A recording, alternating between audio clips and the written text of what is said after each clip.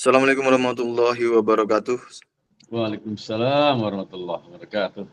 Selamat pagi rekan-rekan dan teman-teman subscriber Gus Fuad channel. Pagi hari ini kita berbincang-bincang dengan judul Teori Konspirasi Habib.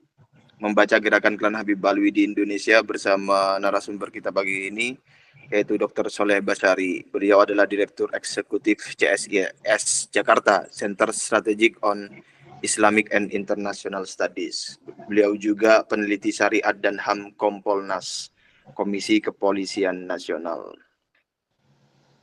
Sebagai pembuka, ini semalam itu Dr. Soleh kan ada di podcast sebelah begitu, menyinggung tentang perspektif beliau menggunakan teori konspirasi, kemudian algoritma sosial politik dari klan Habib Alwi, yang itu di dalam topik perseteruan Jatman dengan PBNU. Jatman tanda kutip ya, dengan PBNU. Nah, saya tertarik mengeksplorasi dan mengelaborasi tentang teori konspirasi itu dan algoritmanya ini, Dr. Soleh. Bisa diteruskan atau dipanjangkan itu, atau didalami penjelasan itu, Dokter. Silakan, waktu seluas-luasnya. Iya, terima kasih Rifki. Assalamualaikum warahmatullahi wabarakatuh. Waalaikumsalam. Terima kasih, alhamdulillah saya merasa bangga dihadirkan dan dimintain pikiran dan perspektif saya terkait relasi antara kaum habaib dengan kita atau dengan para tokoh Islam Nusantara. Ya, saya sebelumnya termasuk penikmat channelnya Gus Fuad Peret, mulai isu-isu tentang wali kemudian bergeser ke isu tentang habaib ini. Saya yakin Gus Fuad tidak hanya latah ya ikut nimbrung dalam hal ini, tapi juga saya meyakini panggilan jiwa dari semua aktivis Islam Nusantara. Itu pertama. Kemudian yang kedua,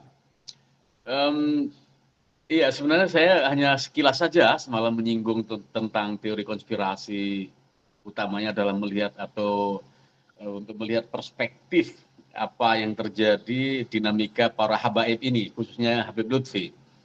Oke, iya, di teori konspirasi itu atau konspirasi itu sendiri kan secara umum pemaknaannya adalah persekongkolan sejumlah kelompok demi atau atas nama misi dan tujuan besar tertentu, kurang lebih seperti itu. Nah, dalam teori konspirasi itu setidaknya ada 3 atau 4 hal ya yang menjadi pembeda dengan gerakan-gerakan lain.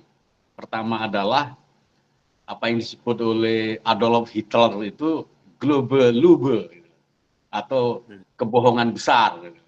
Dan memang ini teori konspirasi atau kebohongan besar ini bahasa yang memperkenalkan pertama adalah Hitler ketika menyebut orang-orang Yahudi sebelum peristiwa Holocaust, yang bahkan Hitler menuduh bahwa kelompok Yahudi melakukan kebohongan besar sehingga Jerman kalah dalam Perang Dunia I. Itu pertama, kebohongan besar.